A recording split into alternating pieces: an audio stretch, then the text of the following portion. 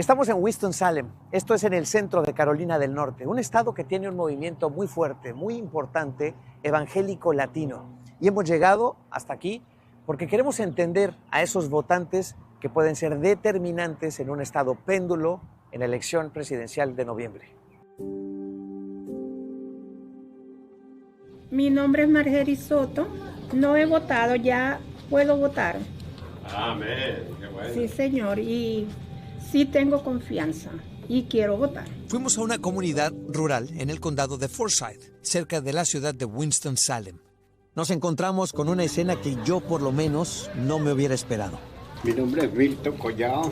Este año me hice ciudadano y voy a votar. ¡Ah, bien! Unas 40 personas de varias nacionalidades y de todas las edades reunidas en el salón social de una iglesia un viernes por la tarde para platicar de la democracia. Mi nombre es Edgar, sí he votado y 100% confianza en las votaciones. La voz del pueblo es la voz de el voto. Tengo confianza. No he votado, pero sí tengo confianza. Y sé que también Dios va a poner un buen gobernante para América. Y por eso estamos aquí. Porque cuando se habla del poder de los votantes latinos en estas elecciones, muchas veces se menciona el poder del voto evangélico. Carolina del Norte, con más de 16,000 iglesias, es parte del llamado Bible Belt, una región del sur y medio oeste de Estados Unidos, donde la religión, y específicamente los cristianos evangélicos, tienen muchísima influencia. Por generaciones, los estados del sur han formado un bloque fijo y conservador con el Partido Republicano. Pero en las elecciones de 2008, Barack Obama ganó Virginia, Florida y Carolina del Norte. Ahora las elecciones en algunos de estos estados sureños se ganan por márgenes muy estrechos. Trump, por ejemplo, que hace 4 años ganó Carolina del Norte por solo 74,000 votos, o el 1,3%. Aquí los hispanos son el grupo que más ha crecido. Ahora son el 11% de la población y el 4% de los votantes. La gran pregunta en Carolina del Norte es si más personas se registrarán y saldrán a votar o no, ya que la participación electoral hasta ahora ha sido muy baja. Por eso, talleres como el que vimos pueden hacer una diferencia. Para ellos, la democracia es cuando vienen las elecciones. Después de las elecciones como que cambia todo. Pero como le digo, lo vamos a lograr haciendo el esfuerzo como lo que estamos haciendo, lo que hace que los pastores, el Congreso Latino y muchos de otros condados, tengo fe en estas votaciones y la siguiente quizás, y lo voy a lograr ver de que quizás sea una democracia bien consolidada en Estados Unidos. Y para muchos de los participantes en este taller, su deber cívico está entrelazado con su fe. No se pueden separar. Y siempre se asume que la influencia evangélica en la política favorece al Partido Republicano. Pero lo que encontramos en Carolina del Norte es, como ha sido en cada estado que hemos visitado durante esta serie, que la realidad es un poco más compleja de lo que pensábamos. Ya estamos. Esto es El Péndulo, el voto latino desde 5 estados que decidirán las elecciones presidenciales en Estados Unidos. Hoy, Carolina del Norte.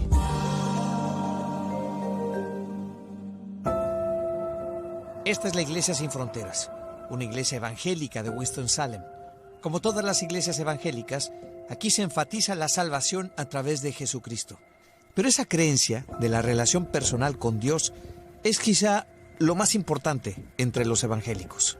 Bueno, eso y tomar la Biblia como un documento infalible que no contiene equivocaciones. Yo soy Daniel Sostaita, soy pastor y fundador de la Iglesia Cristiana Sin Fronteras.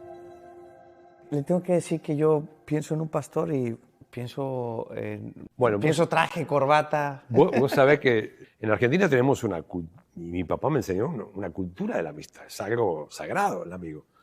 Entonces, yo nunca pude mantenerme en mi lugar de pastor, sí, pero no en ese lugar de que el pastor está en un pedestal. No puedo, es más fuerte. No sé sale aunque lo intente. Claro, exacto. Me puedo disfrazar, pero no puedo. No sé si está mal o bien, pero bueno, soy yo. La mayoría de las personas que visitan la iglesia son mexicanos, pero también muchos salvadoreños, guatemaltecos, nicaragüenses, tenemos costarricenses, venezolanos, dominicanos, puertorriqueños, colombianos, ecuatorianos y el pastor y la mujer del pastor argentino. El pastor asegura que la Iglesia Sin Fronteras es muy conocida en la zona. Bueno, este lugar es un lugar para la comunidad. La calle se llama Chathalon. Vos, cualquier persona de Winston o afuera de Winston, decís la Chathalon, porque dice así, la Chathalon, y todo el mundo sabe qué. O la iglesia donde ayudan a la gente. O la iglesia donde hacen los ID, que después te cuento lo que son los ID. La iglesia donde está la clínica. O sea, cualquiera sabe dónde está esta iglesia. O sea, es un lugar público, digamos, comunitario. ¿Cómo se originó todo? Bueno, yo empecé la iglesia en una escuela. Fui a hablar en una principal, una señora muy buena, y me dijo, ¿qué necesitas? Le digo, o la cafetería o el gimnasio. Me hizo hacer un contrato gratis y ahí empezamos. El pastor la fundó hace 18 años. De ahí solo ha crecido. Poco tiempo después, el grupo del pastor Daniel se mudó a una iglesia que ya existía, una comunidad de blancos, y la revitalizaron. Esta iglesia se estaba muriendo, la iglesia americana. Vos ahora lo ves muy lindo porque metimos mano nosotros. O sea, donde estamos ahora, antes era una iglesia... Es todavía, pero son 20 personas. En esa época, cuando nosotros llegamos acá, eran 40. Se fueron muriendo, no se recambiaron, pues la verdad. Y quedaron 20. Entonces, ellos no podían mantener el edificio. Ahora la iglesia del pastor Daniel tiene más o menos 200 personas. Cuando fundó esta iglesia, su intención fue compartir el evangelio. Y así lo hizo. Mientras más conocía a su congregación, comenzó a escuchar las preocupaciones de los miembros. Muchos estaban asustados de los checkpoints o retenes que hacía la policía. Acá estamos rodeados de edificios donde viven latinos y de barrios de trailers donde viven latinos. Se paraban en las esquinas. Un state trooper o un sheriff o un policía de cada punta, al que venía o el que entraba o el que salía, lo paraban. Claro, la gente no quería salir de su casa. Y el pastor notaba algo. Él, a diferencia de muchos de su congregación, es blanco. Y notaba que el trato que él recibía de la policía era muy diferente al que recibían los demás. Me estaba contando cuando llegó a este lugar y se dio cuenta de los checkpoints o estos puntos de revisión de la policía. ¿Cómo le cambió eso a usted? ¿Qué exactamente es lo que estaba pasando primero? Mira, lo que me cambió...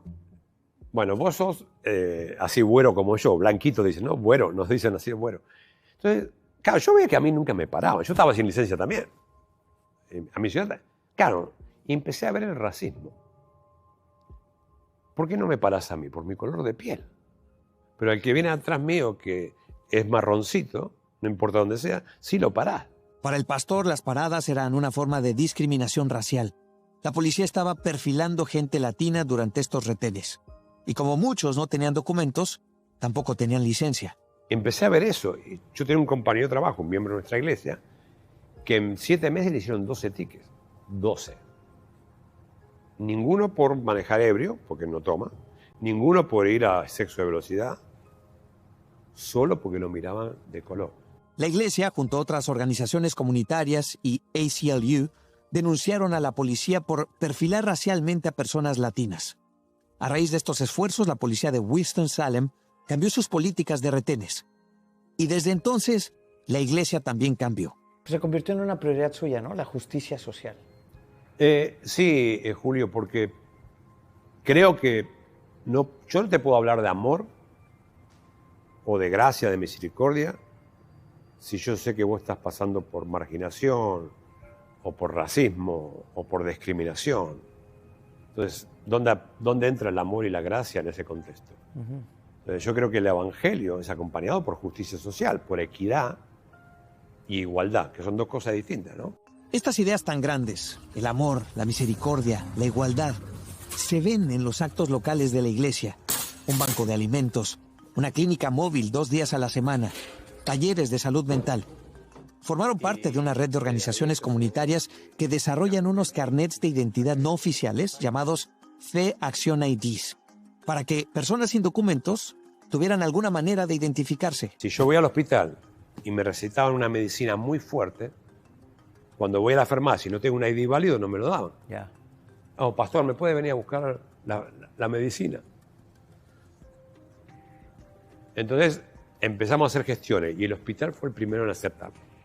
El Fe Acción ID es reconocido como un documento de identificación en los centros de salud, en hospitales, en escuelas, en farmacias. En algunos condados incluso la policía local lo acepta aunque no en el condado de Forsyth. En toda la Biblia se exhorta a amar al inmigrante y a cuidar al inmigrante. Vos lees Levítico, lees Éxodo, lees Deuteronomio, y Dios exhorta a su pueblo a amar al inmigrante. Cuiden del inmigrante. Entonces, Jesús fue inmigrante, Jesús fue refugiado. Entonces, ahí es donde a mí digo, no, como iglesia tenemos que hacer algo, no podemos alinear en un falso nacionalismo cristiano, ni del otro tampoco, entendeme, porque, ya te digo, no somos partidistas. ¿Cuál cree que debe ser el papel de las iglesias en estas elecciones? ¿O cómo ve usted su rol en estas elecciones? Bueno, yo soy un poco... En mi familia se hablaba política de día hasta la noche. Entonces, no sé si soy un ejemplo para hablar de eso, pero sí, cuando vos escuchás a un montón de cristianos nacionalistas, ellos inclinan la balanza para un lado. Entonces, ¿por qué voy a decir que no podemos hablar de política en la iglesia si hay un grupo muy grande que sí habla y promociona a un candidato? Y sí, tengo que decirlo honestamente, me llena de bronca o coraje o impotencia, que si vos, por tus valores que presentás en tu plataforma política, te llamás cristiano, tenés que mostrar que sos cristiano. Entonces, acá hay un montón de corriente que se va detrás de un partido porque se llama cristiano. Pero para mí es una hipocresía absoluta porque yo no veo ese amor reflejado en el prójimo. O sea, veo que construimos muros y no puentes. Para algunos, un evangélico progresista suena contradictorio, pero cuando escuchas al pastor Daniel, comienza a cobrar sentido. Decime por qué yo, siendo inmigrante, te voy a votar a vos cuando tu candidato me dice que yo como perro soy gato, o cuando me tratan de violador, de terrorista. A mí es una falta de respeto. Me estás denigrando a mí como persona y como inmigrante. Entonces, ¿cómo me puedo alinear de alguien que denigra mi raíz? Te llames como te llames, sos latino. Puedes ser nicaragüense, costarricense, panameño, argentino, ecuatoriano, colombiano. Somos todos latinos, no es que somos unos mejores que otros, somos todos latinos. Entonces, si vos me decís violador, terrorista, o que todas las cosas, ¿cómo me puedo alinear? ¿Dónde está el respeto al prójimo? ¿Dónde está el amor al prójimo? ¿Qué significa votar con fe? Votar con fe para mí es votar por esa persona que va a beneficiar mis principios y a mi comunidad sobre todo, y a mi país. Entonces, eso es votar por fe. Si a mí me dejo llevar por mis circunstancias, voy a votar o a decidir cualquier cosa. Cuando yo estoy convencido de algo, nadie te mueve. Y esa es la fe. Nadie nos mueve de lo que Dios quiere para nuestro pueblo. Siempre decimos que la comunidad latina es compleja y es muy diversa. El voto latino es diverso. Y lo que estamos viendo aquí es que incluso dentro de este subgrupo de los evangélicos latinos hay mucha diversidad y hay mucha complejidad. Difícil generalizar. Lo que es un hecho es que estos votantes serán muy influyentes en este estado en las próximas elecciones.